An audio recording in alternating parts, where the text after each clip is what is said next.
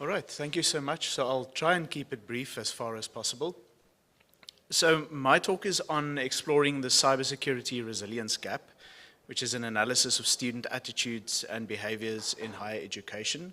So this is work that was done by an honors student of mine who is currently pursuing his master's with Pizzo, who's one of the other authors.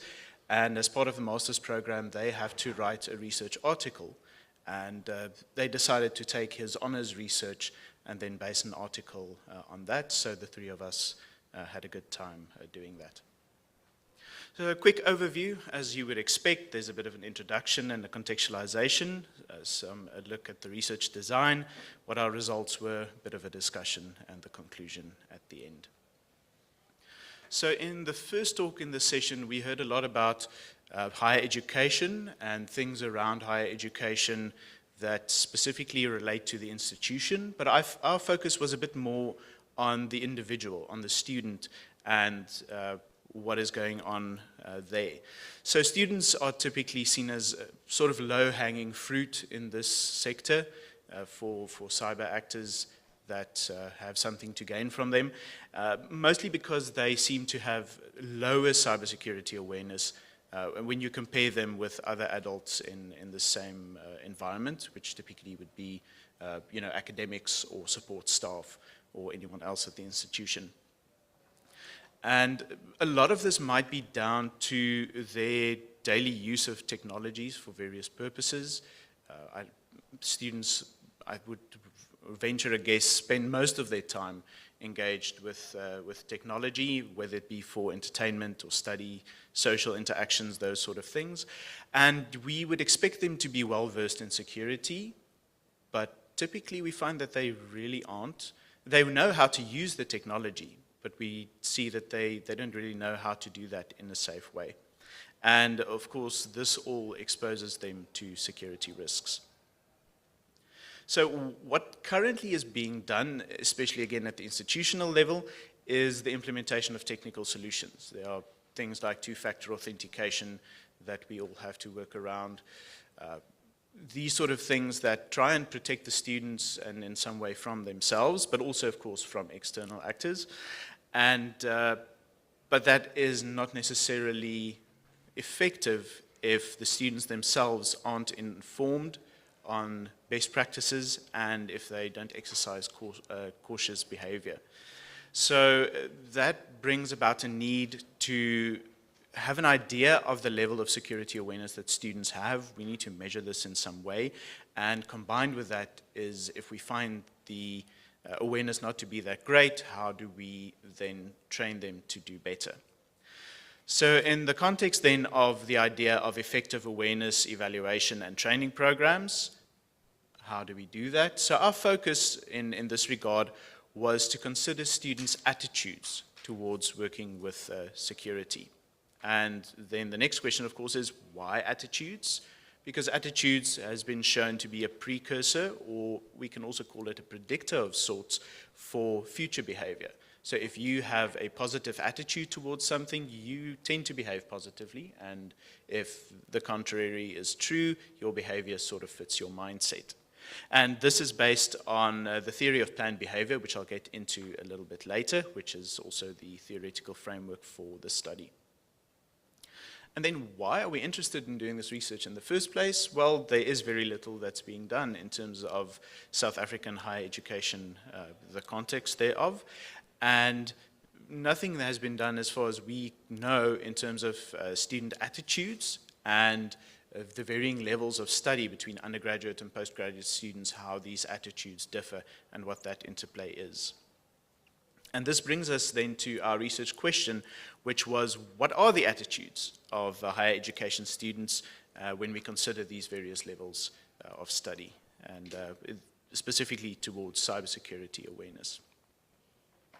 So like I mentioned, our theoretical grounding was based on the theory of planned behavior, and this was developed by Ajien. I'm not sure if that's the correct pronunciation, but this was derived from the theory of reasoned action, which was developed by Fishbein, and I always hold the title for the oldest reference in any conference. So mine is now 1979. I don't know if anyone beats that this time round.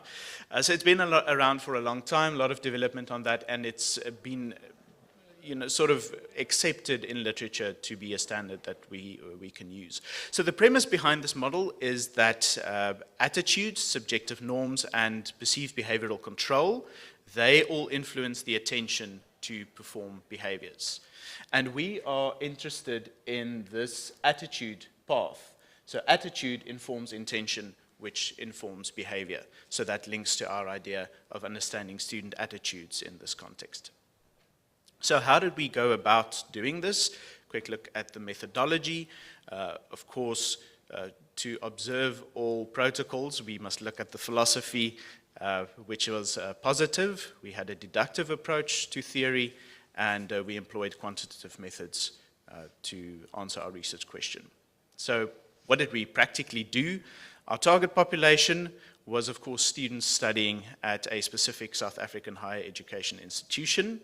And of course, we had to go through the process of obtaining ethical clearance from the ethical committees, and then, of course, also get gatekeeper permission from the Department of Student Affairs to allow us access to the students and conduct our research in that context.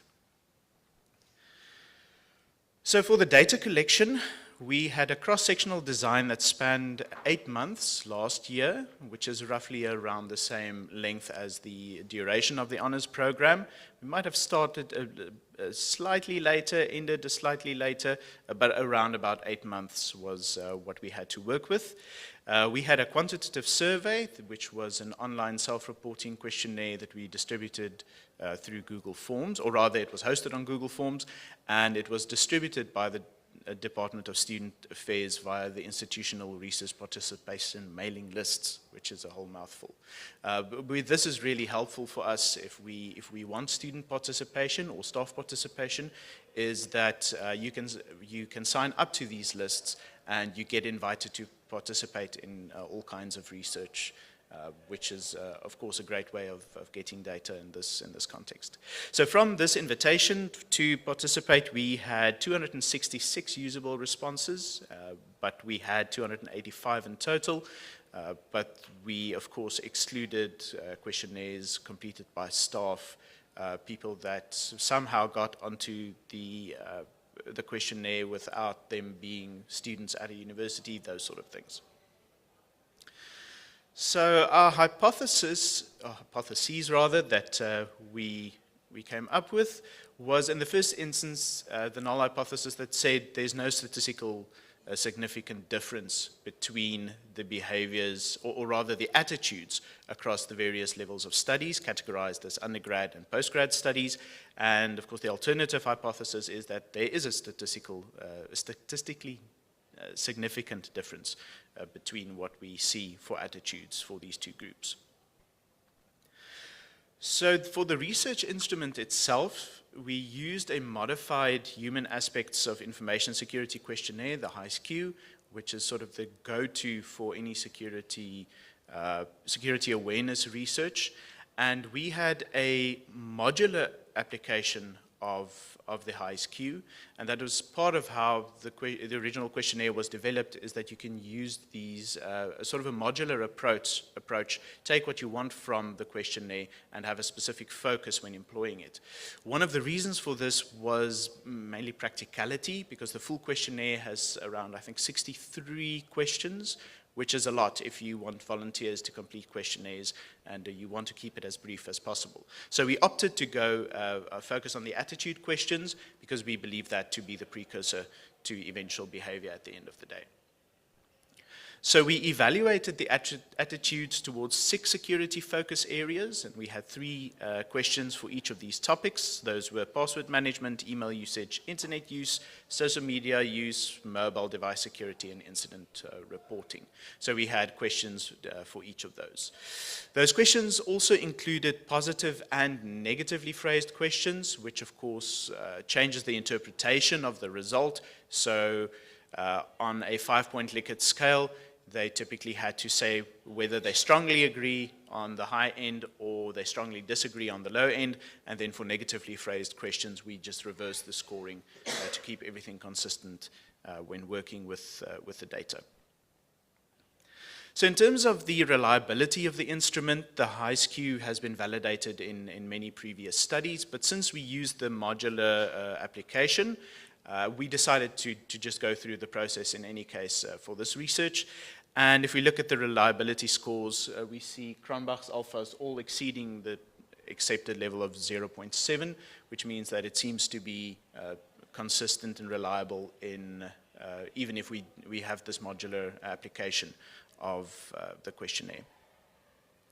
So what did we see from the questionnaires? First off, a bit of demographics. There we see the distribution of the age groups that participated, and then the various study levels, well, various, only two of them, so that we distinguished the undergrads and postgrads. So what we can notice is that the distribution isn't what we would necessarily see at higher education institutions. We would expect much more undergrads and far fewer postgrads, but this is what we had to work with at the end of the day. So the distribution doesn't necessarily fit reality, but it still worked out well.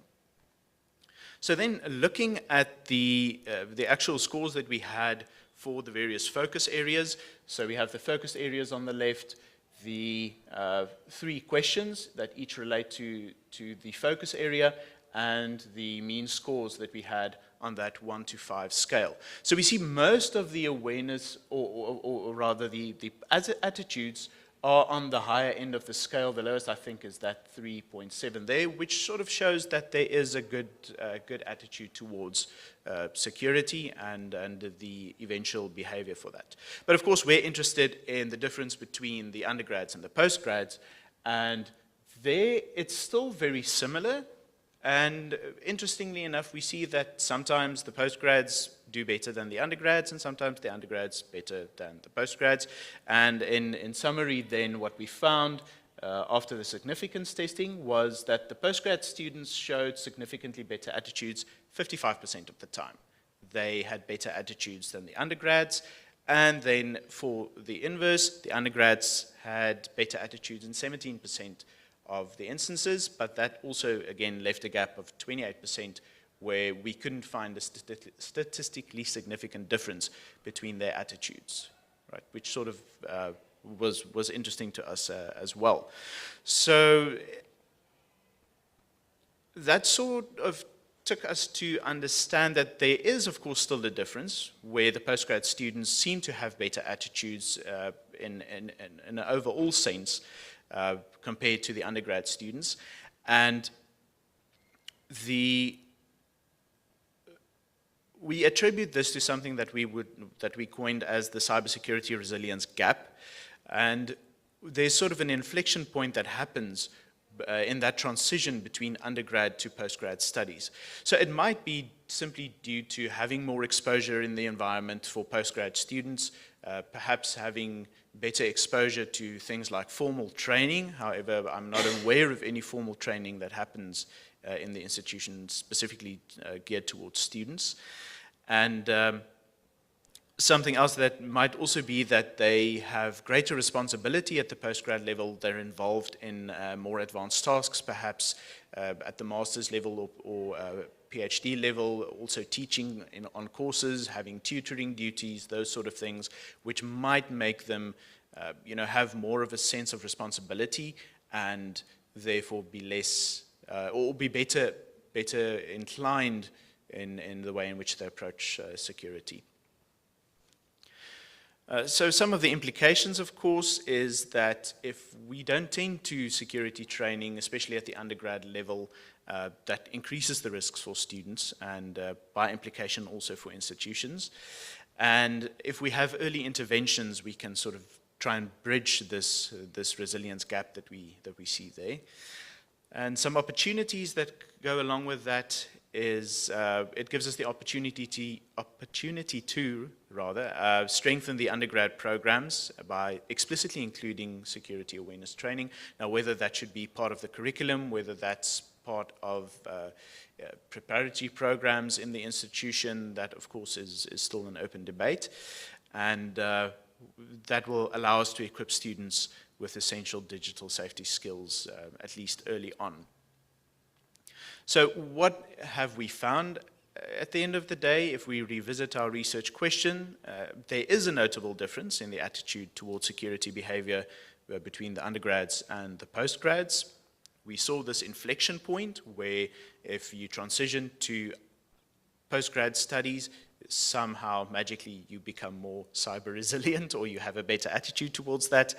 And in terms of the recommendation, of course, the idea of tailored security awareness initiatives specific to both groups, because we can't now simply focus on the undergrads and ignore the postgrads. They still need to be nurtured in that regard. And, but for the undergraduate students, there might be a focus on foundational security training, you know, making them aware of the basic aspects thereof, and of course having it mandatory in some way, otherwise participation is a big question. And then for the postgrad students, maybe going into a bit more of an advanced way of looking at this, perhaps a scenario-based approach in real-world examples of these things, in a way to try and keep their attention if they already know the basic stuff, to sort of ward off security fatigue or things along those lines. And then, of course, there's also the idea of institution-wide training, which, like I said, is not something that I know is actively happening. And that will, of course, include campaigns for both staff and students, and academic and support staff. And it could also include practical exercises like seeing how the institution responds to incidents, whether reporting lines are followed, whether anyone actually knows how to report any cyber incidents, or things like phishing exercises. See what happens if we try a phishing exercise, see how many people we can actually catch out with that. And that's, of course, things that the institution can look into. And that is me, very quickly, I think. Thank you.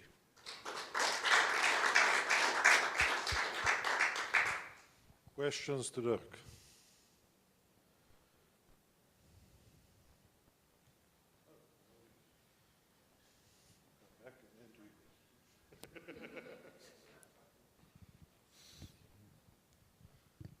Thank you, Dirk. Just in terms of, this is just a question of interest. You mentioned that people at your university can subscribe to this list where they can be requested to participate in At the university that yes. shall remain nameless. Yes, and shall remain nameless. No, I'm just joking. I'm just joking. In that event, do you still need to apply for research ethics clearance? Yeah. So there is a formalized process, and what that process looks like is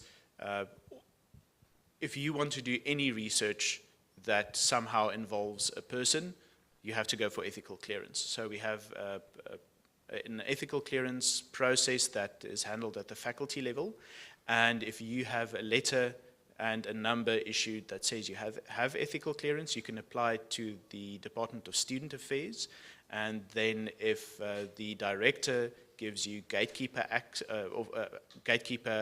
permission, right, to allow you to do this within the institution, then you can ask that same office whether they'll distribute your invitation to those mailing lists.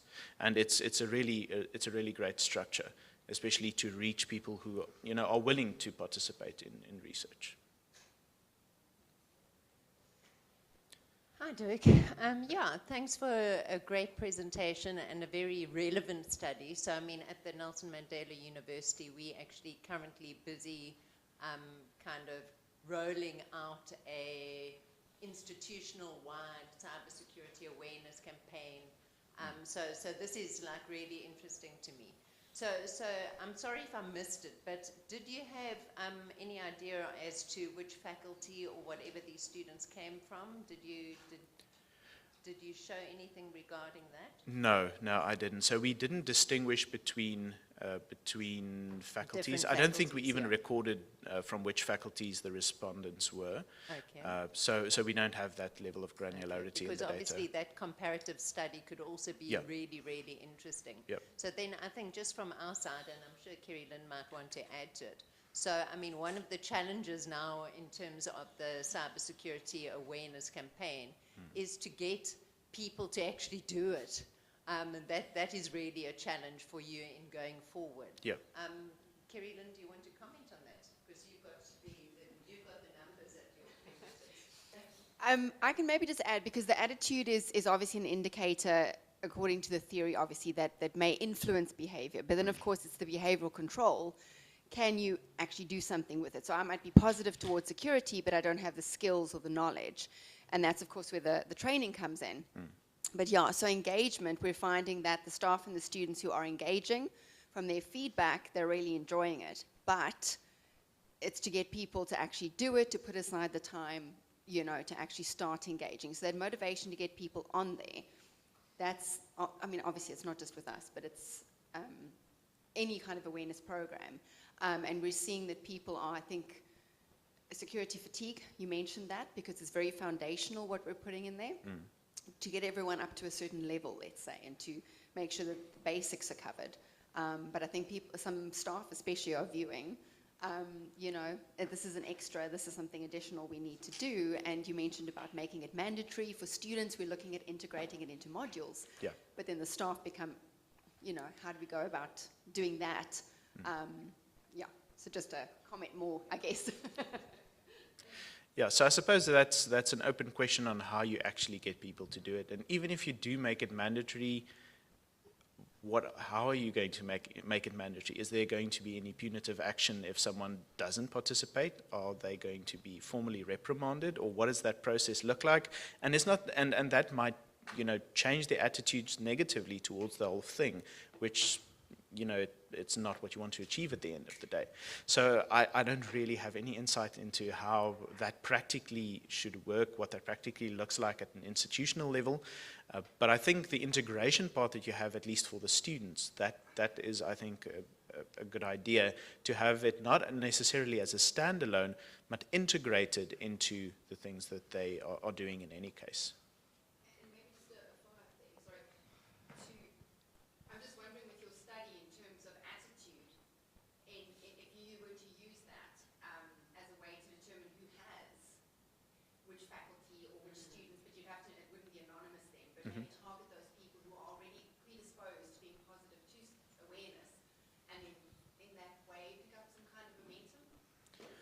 Yeah, but that might also be, you know, somehow punishing someone who is interested, and simply because I feel positive about this, now I have to do extra work. But that's just me playing devil's advocate on that. But I mean, if you can get people to engage in security training. So some of my other research is based on the group dynamics of security behavior.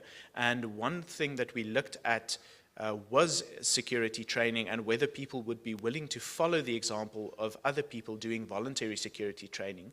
And the results seem to suggest that, yes, they will do security training if other people also do it, simply because of that herd mentality, or that inherent you know, feeling of, if enough other people do it, I also want to do it. So it might be something to look into. Thank you very much. I think we can really give Dirk a hand, because to be the last speaker on a day and still have this much interaction is quite something.